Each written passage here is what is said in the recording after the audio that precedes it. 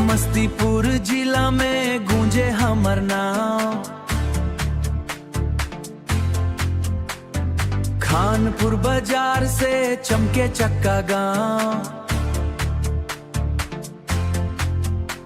जब निकले विष्णु यादव के सवारी, गूंज उठे इलाका चक्का के यारी। खानपुर बाजार में जब होके सवेरा, चक्का गांव के नाम लेवे हर डेरा।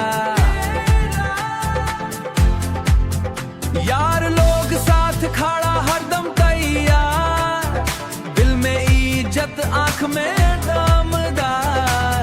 समस्तीपुर जिला में गूंजे हमारे नाम,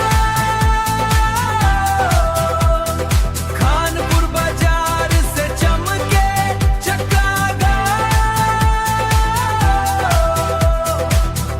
गायक विष्णु यादव गावे ये गान, अपन माटी के बढ़ावे सम्मान, अपन माटी के बढ़ावे सम्मान। खेतन में लहरे सोना जैसन धान,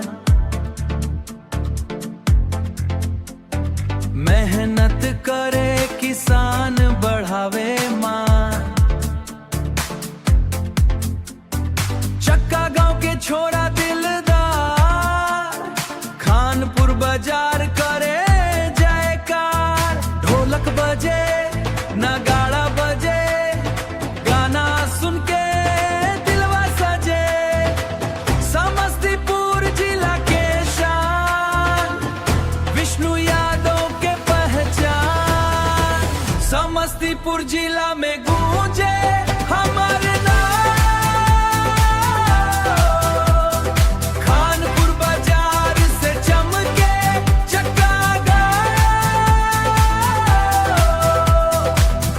जहां से उठल बा हमार पहचान,